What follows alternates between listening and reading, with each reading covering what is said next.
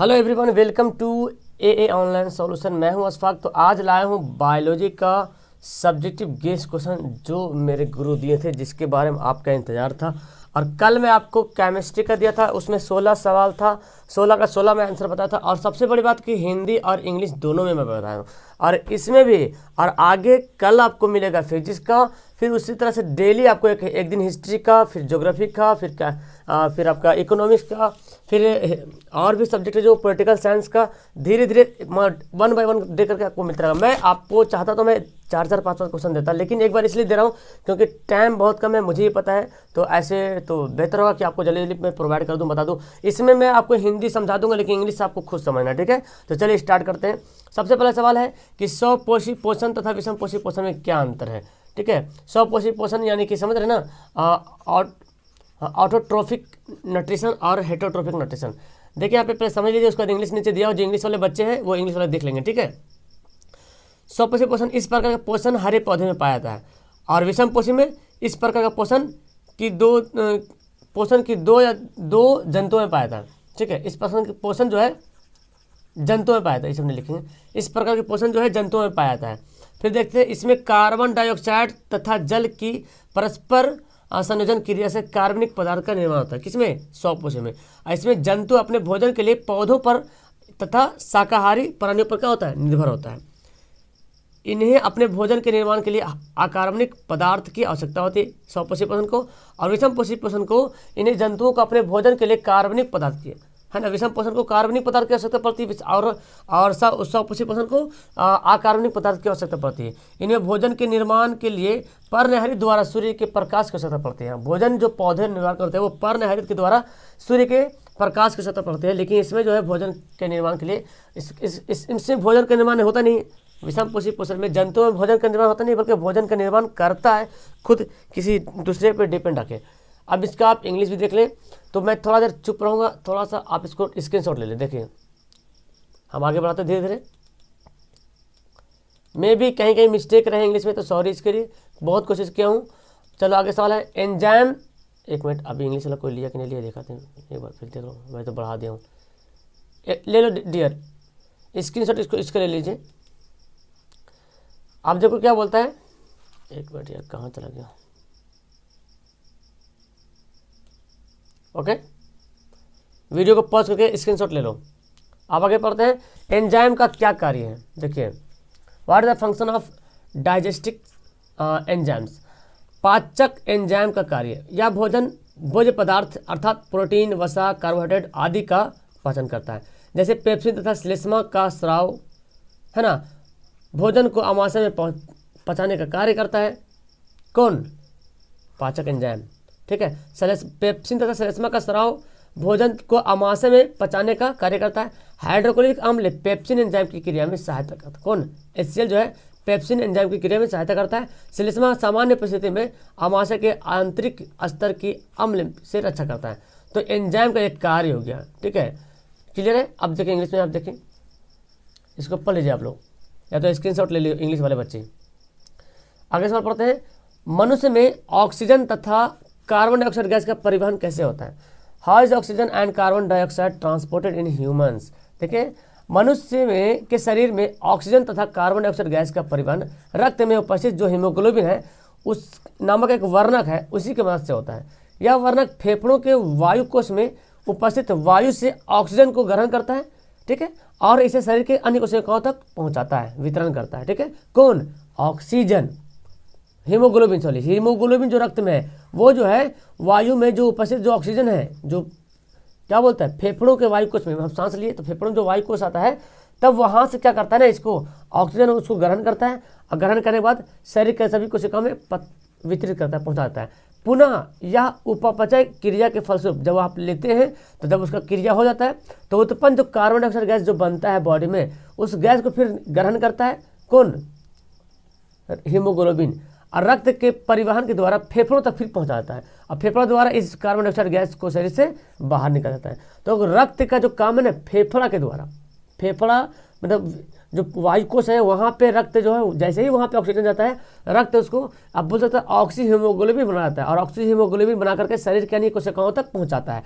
और जैसे ही फिर वहाँ पे उपापचय की क्रिया होता है, तो वो जो है कार्बन डाइऑक्साइड गैस में बदल जाता है। अब उसको फिर वापस लाता है फेफड़ा तक, और फेफड़ा जो है नाक के माध्यम से बाहर निकालता है। यहाँ पे इंग्लिश वाले बच्चे आप इसको नोट कर ले अच्छे तरीके से और समझ ले, बाकी तो मैं समझा ही दिया हूँ हिंदी में, यहीं पे वही यहाँ भी वही बात है। आपके रिक्वेस्ट के आधार पे मैं इसको इंग्लिश में भी ट्रांसलेट कर दिया हूँ। क्लियर है? चलिए आगे पढ़ते हैं। वायवीय श्वसन और अवायवीय श्वसन में क्या अंतर है? What is the different between क्या है pneumatic respiration and anaerobic respiration. चलिए यहाँ पे देखिए हिंदी देखिए। वायवीय श्वसन, वायवीय श्वसन सिंपल समझिए कि ऑक्सीजन की उपस्थिति में होता है, ये ऑक्सीजन की अनुपस्थिति में होता है। यहाँ पे वही लिखा हुआ है, इसमें श्वसनीय पदार्थों के तोड़ने के लिए ऑक्सीजन उपयोगी होता है ना? किसमें? वायवीय श्वसन में ऑक्सीजन की उपस्थिति उपयोगी होता है, इसमें ऑक्सीजन की आवश्यकता नहीं पड़ती है। इसमें एटीपी के 38 अणु बनते हैं, इसमें एटीपी के केवल 2 अणु बनते हैं। तो वायवीय श्वसन जो ऑक्सीजन की उपस्थिति में होता है उसमें अणु जो बनता है 31, इसमें 2 ही बनता है। इसमें श्वसनीय पदार्थ पूर्ण रूप से अपचयित होता है, इसमें अपचयन अधूरा ही रहता है। मतलब इसमें पूर्ण रूप से क्या होता है? अपचयित हो जाता है, और अवायवीय श्वसन में अपचयित अधूरा रहता है।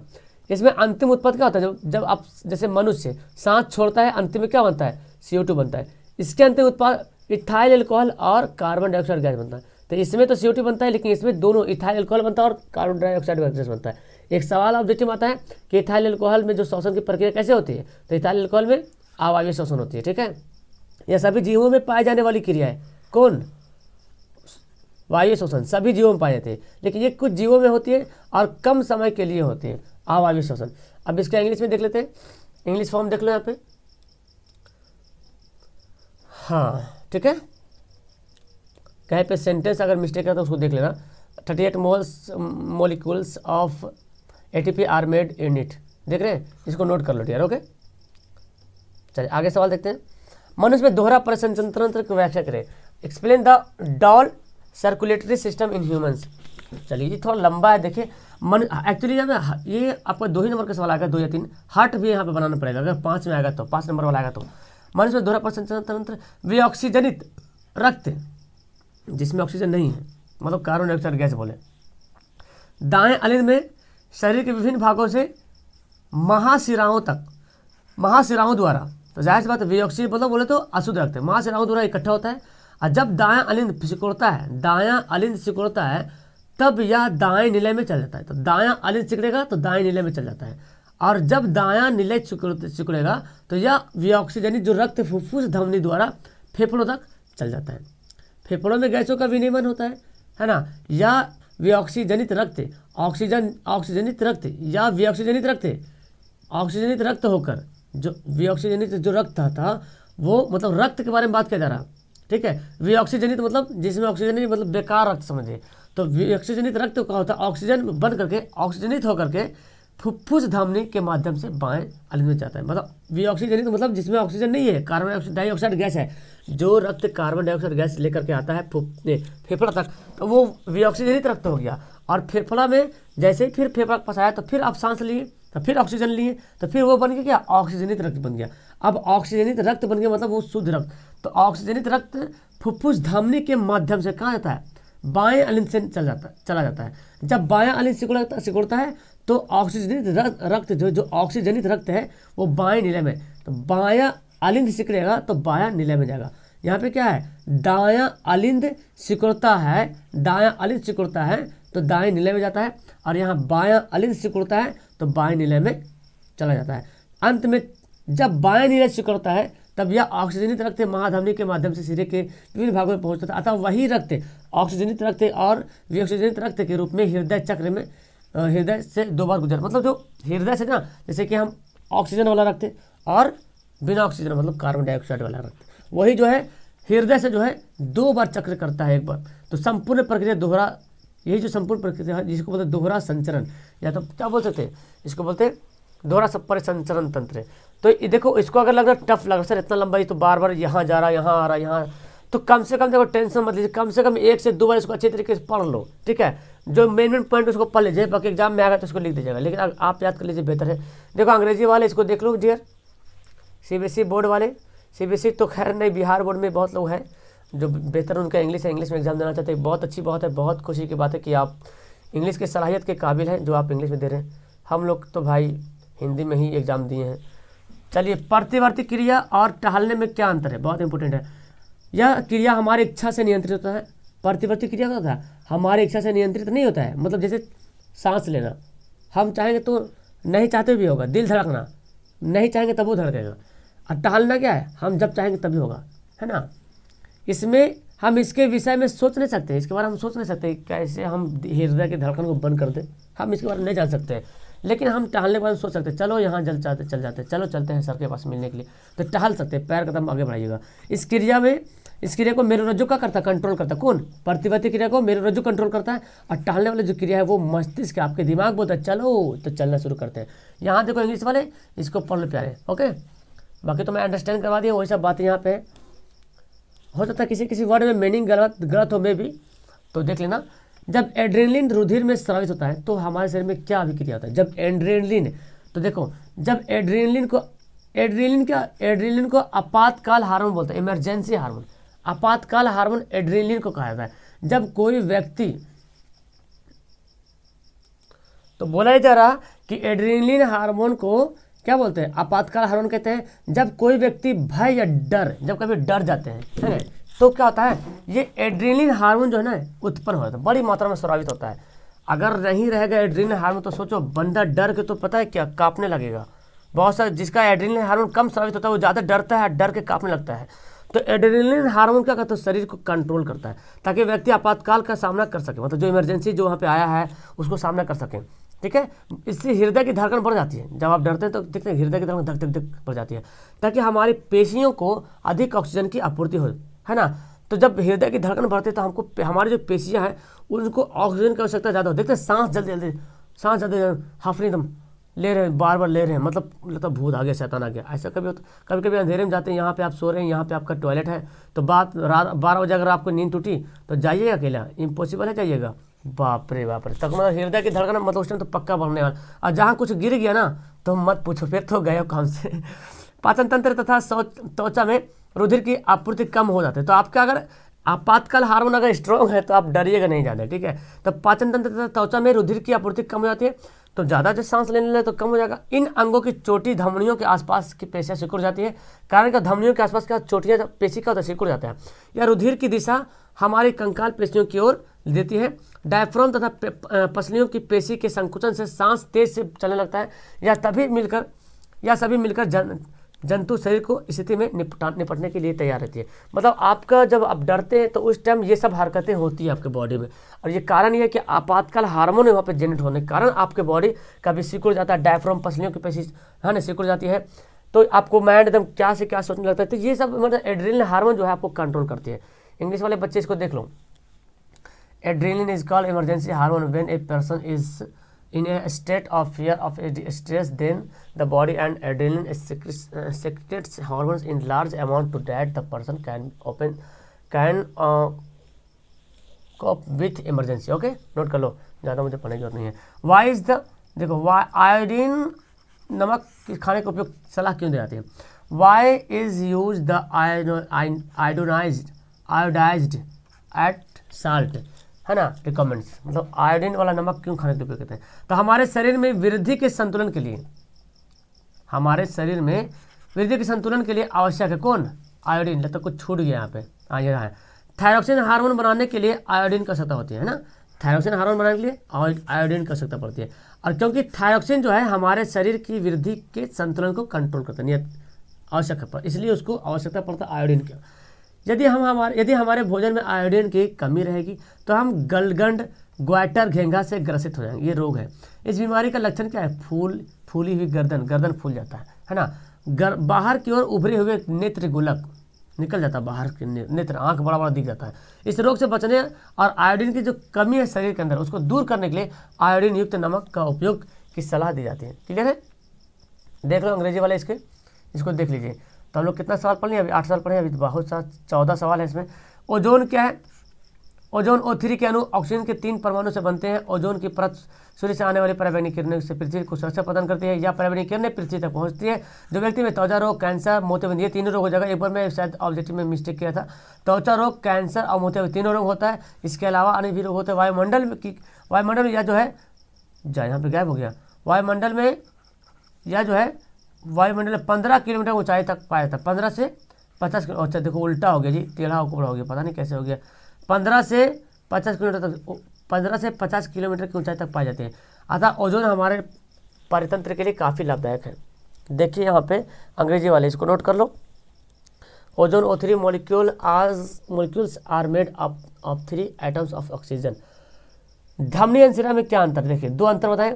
धमनी, इसकी दीवारें मोटी लचीली तथा कपाट रहित होती है, इसकी दीवारें क्या होती है, पतली होती है। सिरा आप बोल सकते हैं इसके रुधिर अत्यधिक दबाव एवं गति के साथ प्रवाहित होते हैं। मतलब धमनी में जो रुधिर प्रवाहित होता है ना, एकदम प्रेशर के साथ होता है, लेकिन सिरा में जो होता है वो प्रेशर के साथ नहीं होता। आप और तीसरा बोल सकते हैं कि धमनी में शुद्ध रक्त का प्रवाह होता है, सिरा में अशुद्ध रक्त का प्रवाह होता है। ठीक है, ये सब और भी यहाँ पे एग्जाम्पल मतलब इसका आ सकता है। तो 2 ही बोला तो 2 ही लिखेंगे, ज़्यादा लिखेंगे। आर्टरीज एंड वेंस, तो आप इंग्लिश वाले इसको नोट कर लो कि क्या क्या है धमनी और आर्टरीज और वेंस की डिफरेंट। ऋतुस्राव क्या होता है, मॉन्स्ट्रल साइकिल भी बोलते हैं, MC। तो ये बोलता क्यों ऐसा होता है, तो देखिए यहाँ पे यदि अंडे शरीर के, एक मिनट इसका क्या है, यहाँ पे गायब हो गया कुछ। यदि अंडे शरीर नारी में निषेचन नहीं हो तो अंडकोशिका लगभग 1 दिन तक जीवित रहती है। अंडाशय हर महीने 1 अंड का मोचन करता है और निषेचन अंडे की प्राप्ति हेतु गर्भाशय तो गर्भा होगा भी हर महीने तैयार रहता है। इसलिए इसी अंत भित्ति मांसल एवं स्पंजी होती है। इसकी भित्ति क्या होती है, इसकी भित्ति जो है मांसल एवं स्पंजी होती है। यह अंडे के निषेचन होने वाली आवश्यक अवस्था में उसके पोषण के लिए आवश्यक है, लेकिन निषेचन न होने की अवस्था में इस परत में कोई भी आवश्यक नहीं होता है। निषेचन नहीं तो फिर कुछ आवश्यकता ही नहीं पड़ती, इसलिए परत धीरे धीरे क्या होता है, टूट जाता है और योनि मार्ग से रुधिर एवं म्यूकस के रूप में बाहर निकल जाता है। इस चक्र में लगभग 1 मास यानी कि 1 महीना का समय लगता है। इसे ऋतुस्राव अथवा रजोधर्म कहते हैं। इसकी अवधि 2 से 8 दिनों तक रहती है। इंग्लिश वाले इसको देख लें। If the egg body is not fertilized in the female, then the egg cell survives for about a day lives. The ovaries secretes on egg every month and the fetus to obtain the fertilized egg also prepare every month. Note कर लेना इसको। चलो आगे पढ़ते हैं, थोड़ा सा पढ़ दे रहा हूँ, कभी इंग्लिश का शौक पूरा हो जाएगा। जाइलम एवं फ्लोएम में क्या अंतर, देखिए चलिए जाइलम एवं फ्लोएम में क्या अंतर है। देखो ये जाइलम से याद करो जल, फ्लोएम से याद करो खाद्य पदार्थ। इसकी कोशिकाएं मोटी मृत होती है, मरी हुई, जाइलम की, इसकी कोशिकाएं जीवित होती है। ठीक है, ये घुलित खनिजों लवण एवं जल का प्रवाह करता है, कौन, जाइलम, और ये खाद्य पदार्थों का स्थानांतरण करता है। इसमें जल एवं घुलित लवणों का ऊपर की ओर, मतलब जाइलम में जो नीचे से पानी के ऊपर की ओर, सिर्फ ऊपर ही जाता है, लेकिन फ्लोएम में क्या होता है ना, ऊपर जाएगा नीचे जाएगा सब जाएगा, क्योंकि पत्ती यहाँ पे है तो इधर भी डाली इधर भी डाली इधर, तो पत्ती से जो है निकलेगा फ्लोएम और सभी तरफ में जाएगा। ठीक है, लेकिन क्या होता है ना, जाइलम में सिर्फ जल का ही होता है, तो खाद्य पदार्थों पत्ती से भी बन जाता है और जमीन के नीचे जो खाद्य पदार्थ है कुछ उससे भी जाता है, तो सभी तरफ जाता है। ठीक है, इसमें खाद्य पदार्थों का परिवहन एक साथ ऊपर नीचे नहीं हो सकता है, किसमें, जाइलम में एक साथ नहीं हो सकता, इसमें एक साथ होता है। इंग्लिश वाला देख लेंगे, इसको देख लीजिए अच्छी तरीके से, जाइलम एंड फ्लोएम में क्या डिफरेंट है इंग्लिश में। आगे सवाल पढ़ते हैं, पर्यावरण मित्र बनाने के लिए, सवाल खत्म हो गया क्या, 1 मिनट 12-11, ओ माय गॉड, अब तो हम लोग पढ़ लिया आगे, हमको लगा बहुत टाइम लगेगा, चलो जल्दी हो गया। देखिए यहाँ पे पर्यावरण मित्र बनाने के लिए आप अपने आदतों में कौन सी परिवर्तन कर सकते हैं। ये एकदम कॉमन सेंस है कि पर्यावरण को मित्र बनाने के लिए क्या कर सकते हैं। ऊर्जा का न्यूनतम उपयोग करेंगे, जब आवश्यकता ना हो तो बल्ब या पंखा बंद करके ऑफ कर दें। हमें कूड़े को जगह जगह ना ही डालने चाहिए, बल्कि उनको एक निश्चित स्थान पर डालना चाहिए, अस्थायी स्थान पर, जहाँ पे एक जगह कूड़ा डालने वाली जगह होता है, इससे कंपोस्ट भी बन सकता है। ये नहीं कुछ और है, निम्नीकरण अजैव देख लेना, अजैव निम्नीकरण पदार्थ के प्रयोग में 3R, मतलब कम उपयोग, पुनः चक्रण, पुनः उपयोग। ठीक है, मतलब कम उपयोग मतलब जितना जरूरत हो उतनी करें। बाजार जाते समय हम सामान जो प्लास्टिक की थैली जहाँ पे जो लेते हैं ना, उसके जगह पर हम कपड़े की थैली यूज़ करें। चलिए यहाँ पे देखते हैं, देखिए ये तो लिखना ना, देखो रिड्यूस का मतलब हुआ R, 3R का मतलब हुआ रिड्यूस, रिसाइकल और रीयूज, है ना, कम उपयोग और पुनः चक्रण और पुनः उपयोग। चलिए ये हो गया। अब लास्ट अपने घरों को पर्यावरण मित्र बनाने के लिए आप कौन कौन से परिवर्तन ला सकते हैं, सुधार ला सकते हैं। तो अपने घर को हम क्या करेंगे, घर में फूल लगा देंगे, जगह जगह घर में कूड़ा करकट नहीं करेंगे, एक जगह कूड़ेदार रहेगा घर में उसी में डाल देंगे कूड़ा। प्लास्टिक की थैले जहाँ पे हम क्या करेंगे, सामान जो है कपड़े के थैले इस्तेमाल करेंगे, जल का व्यर्थ उपयोग ना करेंगे। इसके अलावा और भी हो सकता है, आप लिख सकते हैं। फिलहाल 2 नंबर के लिए काफ़ी है, आप इसको नोट कर लो। तो आपको 20 मिनट में मैंने आपको बायोलॉजी का पूरा शेयर करा दिया है। तो चलिए वीडियो का लास्ट करेंगे। कैसा लगा आपको मेरी वीडियो? बहुत मुश्किल, बहुत बहुत मेहनत लगी इसको बनाने के लिए मुझे। मतलब कितना रात हो रहा, आप जान रहे हैं कितना रात हो रहा होगा, मेरे ख्याल से आपको पता ही होगा। तो चलो लास्ट करते हैं। बहुत मेहनत लगा, आप लोग इसको लाइक तो जरूर करो, ठीक है। और मेहनत यही है, सबसे बड़ी बात है कि आप इसको याद कर लो, ठीक है।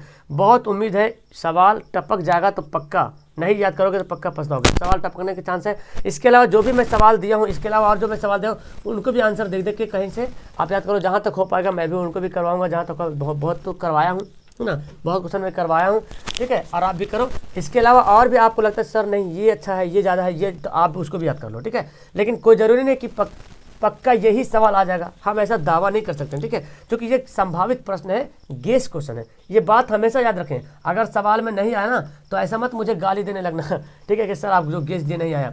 मैं हमेशा बोल रहा हूँ कि इंपॉर्टेंट सवाल है, संभावित प्रश्न है। संभावित होता है, कल्पना कर रहा हूँ, गेस कर रहा हूँ, आज तकता है। आ गया तो बल्ले बल्ले, नहीं आया तो पढ़ तो रहे ना। इससे टॉपिक से रिलेटेड कुछ ना कुछ तो जरूर लिख ही दीजिएगा। ओके, लास्ट करो वीडियो को लाइक जरूर करना। पहली बार आए तो चैनल को सब्सक्राइब करके जरूर शेयर जुड़ जाइए। चैनल पे रोज़ क्लास चल रहा है, सुबह 6 बजे, 9 बजे और 12 बजे दिन में, 3 बजे दिन में, 6:30 बजे शाम को और 9 बजे रात को। ये 5-6 टाइम क्लास चल रहा है, इसमें आई और आपका भी यहाँ पे बेनिफिट होगा। Okay, that's all, thank you everyone.